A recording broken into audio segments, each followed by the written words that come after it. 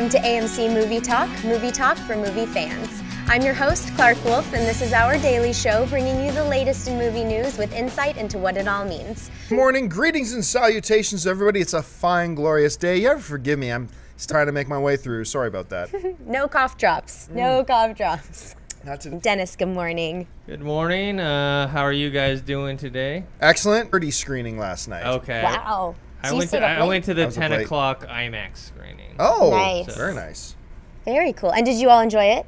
I enjoyed it. Time I was prepared for, so I mean I really liked it the first time, but I think I was able to enjoy it more the second time. John, was last night your third viewing? I'm 30, and I loved it even more the second time.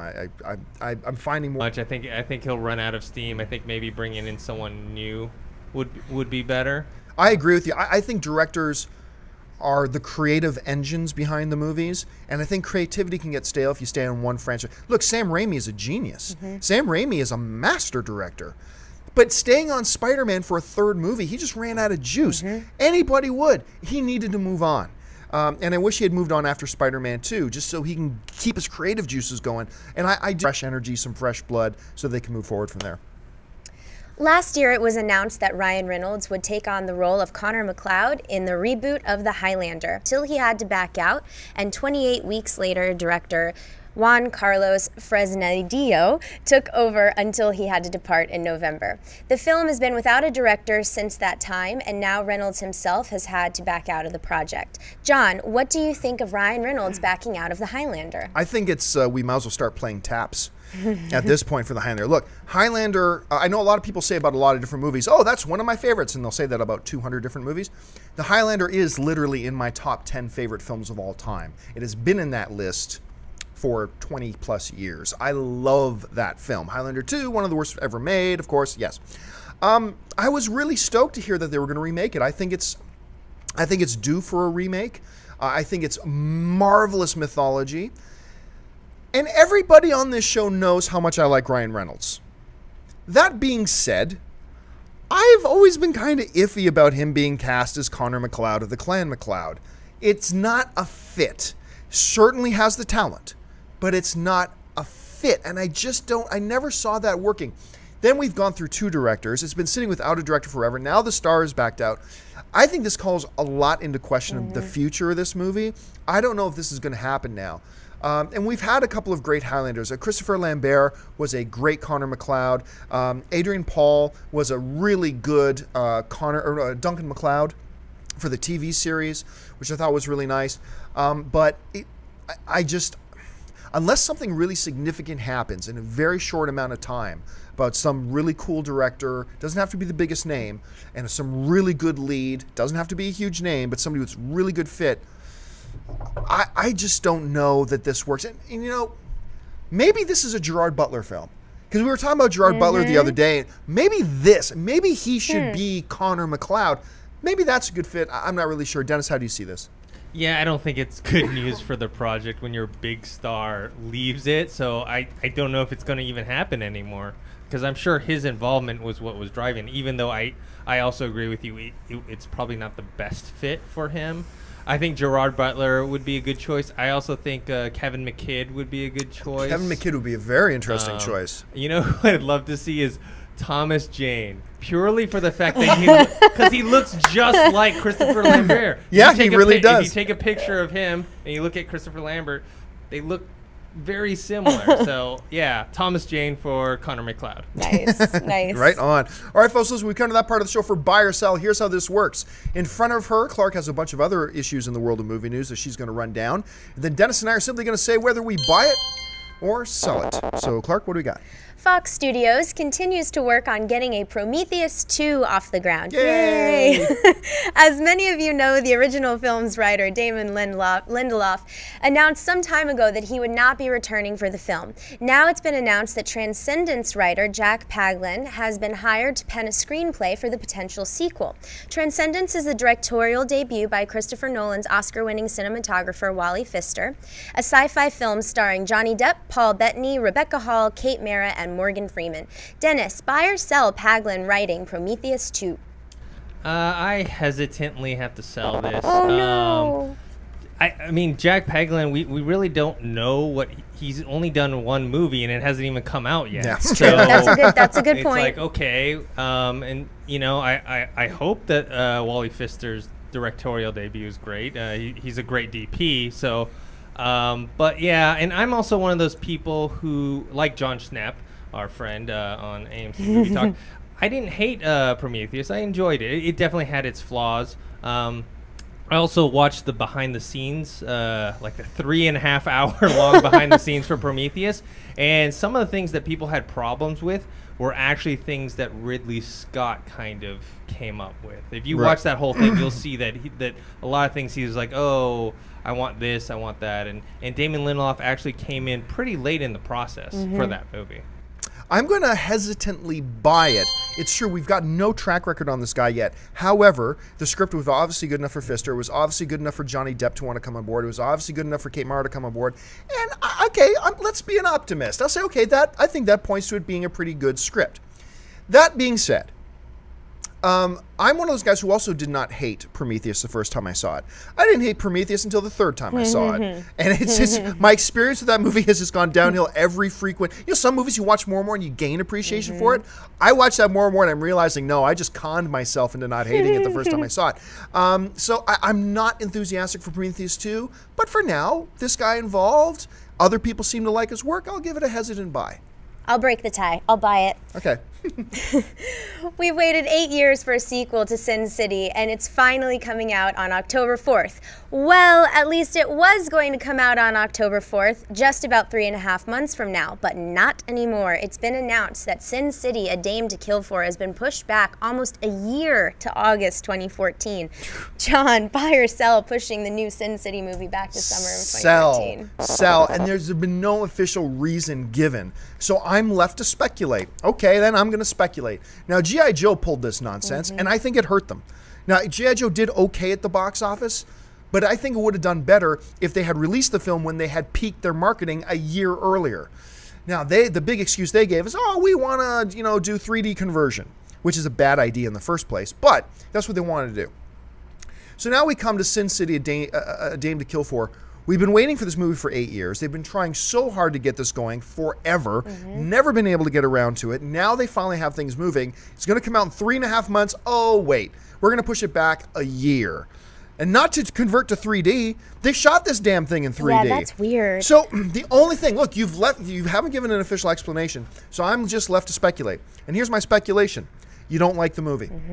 My speculation is you don't like the movie and you realize we have to do some work on this. Time to pull the plug and push it back a year so we can fix it. Now, maybe that's not the case, but since you haven't given us a reason why you're pulling this movie 3.5 months before it's supposed to come out and pushing it back almost a full year, fine, I'll speculate. The movie sucks and you realize it sucks and you want to fix it. Give me another reason and I'll listen, but until you do, that's all I'm left with. Dennis, what do you think?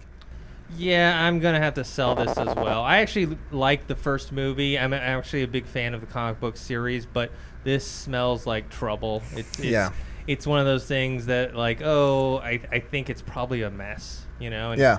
I don't know if Frank Miller's involvement has anything to do with that, because I don't know if you guys saw The Spirit. Oh, I did. That's something you can't unsee, my friend. That was a big mess. Was not good. But here's another thing, too. It's like, well, we just realized that an August, a late summer release instead of an October release was probably best for a film like this. Really? Your marketing geniuses couldn't figure that out 6 months ago? Yeah. Animation film Frozen has hit the web. When a prophecy traps a kingdom in eternal winter, Anna, voice of Kristen Bell, a fearless optimist, teams up with extreme mountain man Kristoff, voice of Jonathan Groff, and his sidekick reindeer Simmons in a race to save the kingdom from destruction. Frozen is set to hit AMC. Frozen. I buy it. I thought the teaser trailer was funny. It doesn't really reveal. I noticed that some people are like, it's not Pixar, so it's not going to be good. I'm like, well, you know what? Last Disney 3D animated movie came out was Wreck-It Ralph. And you know what last Pixar movie was? Brave. So, yeah, I think that doesn't really say, that much about it. Yeah, you're right. I mean, we can't say now if it's not Pixar, it's going to be bad, because ever since Wreck-It Ralph, I agree with you completely. I'm going to buy this as well. It's a cute little teaser, but I have a feeling what we saw in the teaser is not actually in the movie. I have a feeling this is the same situation. I have a feeling the scene that we see in this little teaser is the same thing. We see the reindeer, we see the lovable snowman doing something a little funny, but I doubt it's actually a scene from the movie. But I thought it was cute, and it's made me interested. It's put the movie on my radar, and that's what a trailer is meant to do, so I got to buy it. Writes to Are We Officially Dating? Starring Zac Efron and Michael B. Jordan. Breakup by vowing to maintain their single status for as long as possible. The plan gets derailed when they each fall in love and have to secretly work around their pledge to bachelorhood while trying to figure out the complications of modern-day relationships. John, buy or sell? Are we so-and-so, but when so-and-so happens, so-and-so has to find out a way to so-and-so. I gotta admit, I'm a bit of a sucker for these things. I'm usually disappointed by them. Granted, the image bad rap that he gets, Zac Efron is actually a really solid actor. I like seeing him in stuff, and I think he's very good in everything that he's done. It doesn't mean I like all the movies he's in, but I always think he does a pretty 17 again. That's what I was about to say. This reminds me of like that vibe. I think, and that which was awesome. It's a fun movie. Yes. I'm gonna have to sell this. I have to be the reasonable, sane one on this one. Yeah, it just sounds terrible. I like Michael B. Jordan, but yeah, no. Oh, all right, folks. Well, we've come to that part of the show for Mailbag. Listen, here's how this works. If you've got a topic or a question that you would like us to address, .com. Now, listen, we only have a chance to get to 2 or 3 emails a day. So what we've done is we've started a new show called AMC Mailbag, and brand new announcement, AMC Mailbag will air on the AMC Movie News YouTube channel network on Saturdays and Sundays. So there's going to be 2 AMC Mailbag shows that will air on Saturdays and Sundays, so you can catch them on our YouTube channel. And we do nothing but address mailbag questions there. So if you send in a question and you don't hear it on AMC Movie Talk, make sure you check out AMC Mailbag on the weekends, because maybe it will be there. For now, Clark's got a couple of messages pulled out of the unless it's based on a book series, comic books included, or if it's a reboot or... Look, if you have a film franchise going, and first of all, why are we creating the artificial distinction that unless it's based on a book or unless it's based... Well, why? Why does it matter where the source material comes from? If it comes from an original script, comes from a comic book, comes from a novel series. Here's the thing. If you come up with a really good franchise with characters that people like and we enjoy, and they're constantly evolving, then keep going. By all means, if it's still entertaining and we still like it and we want more, then by all means keep going. And if it's not, then stop. What does the track record say? Well, the track record says you should probably stop. Yeah. But at the same time, I don't think then that becomes a rule. I think you go with it. You just roll. Dennis, how do you see this? I don't know. I don't disagree, and I don't do much. You know, I mean, look at Die Hard and look at some other franchises. So I don't think it should be a hard and fast rule, but at the same time, it's probably not a good idea. Jesse Delleman writes, Hey guys, love the shows. I haven't missed one since I found you a few months ago. I loved Man of Steel, and I can't wait for WBDC to expand their new DCCU. My question is about box office, but what about Monday through Thursday? Are they added to the tally to the next weekend numbers, or are they excluded until the movie has run its course through the theaters? Thanks a bunch and keep up the great work. Very good question, actually. I'm going to have Dennis pull up this graphic here in a second. What happens when you're talking about weekend numbers, you are literally talking about the weekend, the Friday, Saturday, Sunday numbers. And then the following weekend, they just talk about that weekend's numbers. But as you'll see in this chart that Dennis has pulled up here, what you have is you have the weekend numbers, but you also have the totals. But the total was $125 million. Because it'll be the 113 from this weekend, the 13 million from the 7 o'clock Walmart screenings, the 50 million from next weekend, plus the Monday through Thursday totals are what include the Monday, Tuesday, Wednesday, and Thursday stuff. So algebra this morning. Adam Rodriguez writes, Hey guys, love your show. My question is, what do you think of a Knight Rider movie in the near future? I think it could be a great idea and moneymaker. Also, it could be based on the only season of the 2008-09 Knight Rider series and use the whole Michael Knight loses his memory and I think it would be awesome. What do you guys think? Adam Rodriguez, thank you so much for the question. Now sit down with me, Adam. You and I are going to have a little man-on-man time, a little therapy session here. Are you crazy? There's the ideas, because sometimes they stick. This one, though, doesn't stick. When you say you think this one can make some money, there's a reason. You mentioned that show that only lasted one season back in 2008. There was a reason it only lasted one season back in 2008, because nobody cared anymore. Knight Rider is dead and gone. It is dead and gone. Now, back in the 80s, it was one of my favorite shows as a kid, obviously. But back in the 80s, there was also this sci-fi element of wonder to it. A car that is sentient and talks to you. Like, that was nuts at the time. That's crazy. Wow. And it's certainly iconic in our pop culture and will always be a part of our pop culture. But when they try to revive this thing, they did a Knight Rider TV movie that they tried, and that failed badly. Then they tried to reboot the series with Val Kilmer as the voice of the new Kit. I don't know if you remember that. And nobody watched it because nobody cared. And part of the realities, too, is that awe and wonder sci-fi aspect is gone. Because that's great. Oh, look, you got a charger that can talk. That's cool. Guess what? In the Transformers, they got cars that can talk to you and then transform into giant battling robots. New level of mind-blowing. So the novelty of that sci-fi aspect is kind of gone. Nobody cared about the story anymore. David Hasselhoff, and full apologies to all my German viewers, David Hasselhoff has become a punchline. He's a joke in a punchline kind of way now. And that doesn't mean I don't think he's still really cool, and I would hang out with that dude in a second. But pop culture-wise, he's... And I love the fact, when I say he's a bit of a joke, I also say that with respect, because nobody plays that more than David Hasselhoff does. On the joke. David Hasselhoff, that's the coolest thing about this dude. He has embraced it and soaks it, and I think that's one of the coolest things about him. But no, nobody cares about Knight Rider anymore. You make a movie out of this, it would flop faster than that one season series they tried to do a while ago. Dennis, am I way off the mark here? Like, do you think people would actually be interested and want to run out and see a Knight Rider movie today? There's only one way you can do this movie, and they would never do it, is you make it like a hard R action comedy like 21 Jump Street, where you have Kit and he goes around, he swears at people, you know, he drives around, people talk. Kevin Hart does the voice of Kit. Yeah, oh my gosh. That would be hilarious. They're never gonna do it though. Dude, you've changed my mind. You've totally changed my mind. A 21 Jump Street style Knight Rider would be excellent. Pseudo spoof, foul mouth Kit. I'm totally on board. That would be awesome. Totally on board Dennis, with that. call Hollywood immediately. Hollywood, send me my paycheck.